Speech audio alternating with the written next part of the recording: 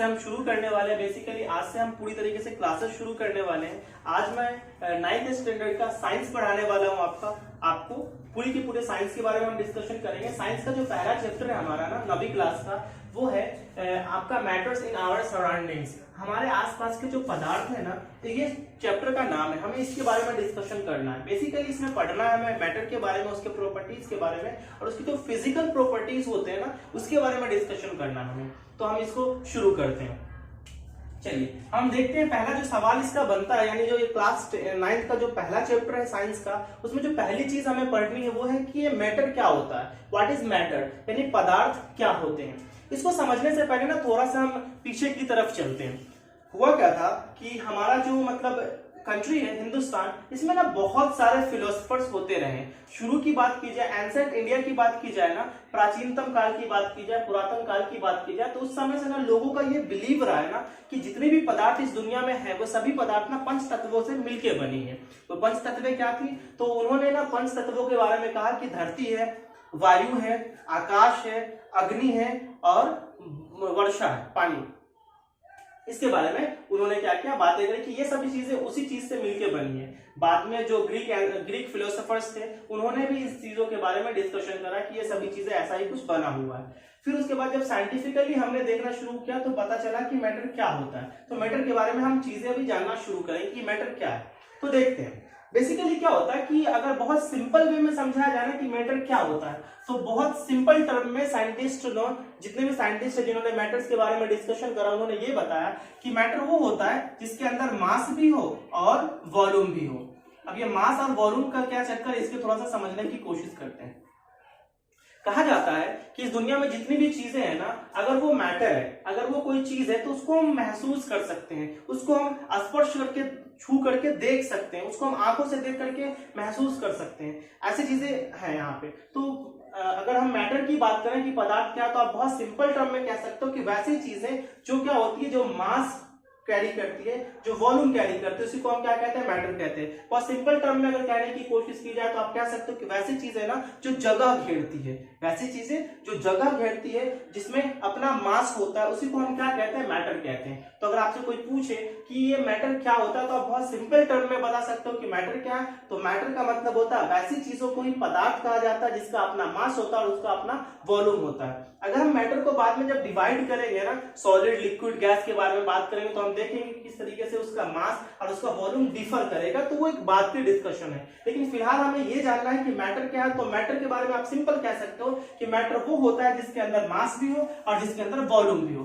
दुनिया की जितनी भी चीजें हैं जिसको आप फील कर सकते हो, जिसको आप छू सकते हो, जिसको आप देख सकते हो, या जिसके होने का एहसास आपको होता है ना, वो मैटर होता है। लेकिन याद रखें कि अभी बहुत सारी फीलिंग्स होती हैं जो भी हम फील कर सकते हैं, जो एहसास होता है, जिसको हम महसूस कर सकते हैं, वो मैटर नहीं है। मैटर वो होता है जो जगह घेरती है। मैटर वो होता है जिसमें मास होता है।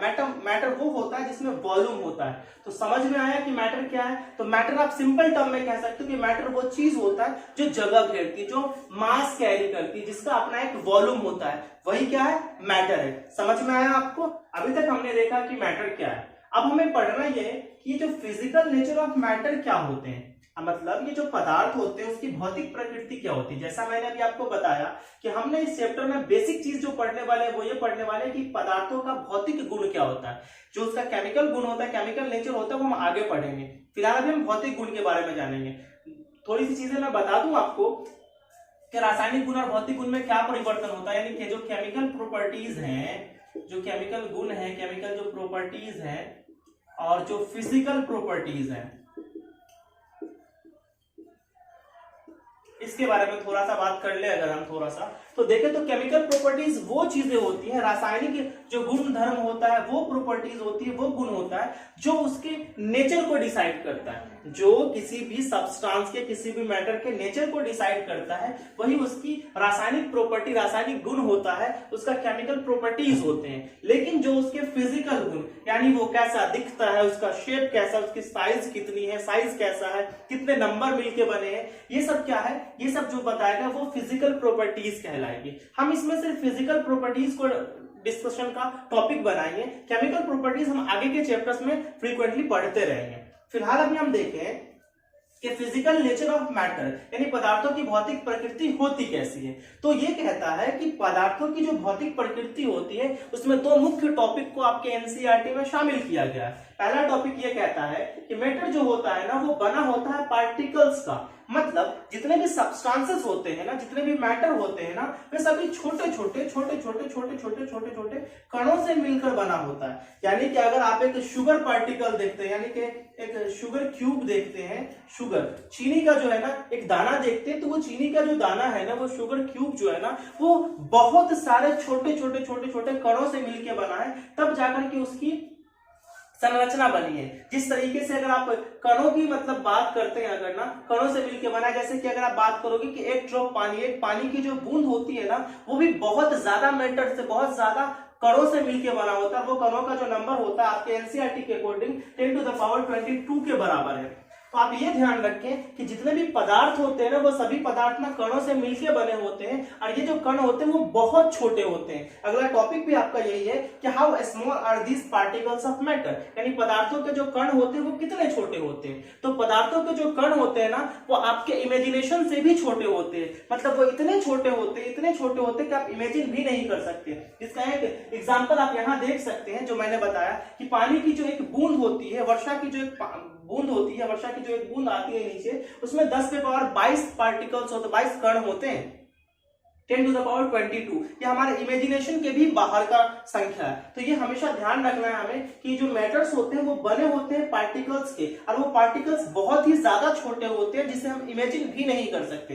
ये बिल्कुल क्लियर होना चाहिए। ये दोनों चीजें आपकी क्लियर हो गई। पहला हमने देखा कि हमारा जो चैप्टर शुरू हुआ तो सबसे पहला सवाल आया कि मैटर क्या है। हमने आपको बताया कि मैटर उस चीज को कहते हैं जिसके अंदर मास भी हो और वॉल्यूम भी हो, यानी कि द्रव्यमान भी हो और आयतन भी हो। वैसा चीज जिसके अंदर द्रव्यमान हो, आयतन हो, उसको हम क्या कहते हैं, मैटर कहते हैं। बहुत सिंपल टर्म में कह सकते हैं। आप इसको अगर ज्यादा एक्सप्लेन करने की कोशिश करेंगे तो आप कह सकते हैं कि वैसी चीजें जो जगह घेरती है, वैसी चीजें जो जगह घेरती है, वैसी चीजें जिसका अपना एक शेप होता है, वैसी चीजें जिसका अपना एक साइज होता है, जिसका अपना एक अपीयरेंस होता है, उस चीज को ही हम क्या कहते हैं, मैटर कहते हैं। फिर हमने डिस्कशन करा कि हमारा केमिकल प्रॉपर्टीज और फिजिकल प्रॉपर्टीज क्या होते हैं, यानी भौतिक गुण और रासायनिक गुण क्या होते हैं। फिर हमने देखा कि हमें ना फिजिकल नेचर ऑफ मैटर के बारे में पढ़ना था, जिसमें हमने दो टॉपिक्स को शामिल करा। पहला टॉपिक था हमारा मैटर जो होते हैं वो पार्टिकल्स के बने होते हैं। दूसरा जो टॉपिक था हमारा कि ये पार्टिकल्स कितने छोटे होते हैं। हमने आपको दोनों को चीजों को एलोबरेट करके समझाया।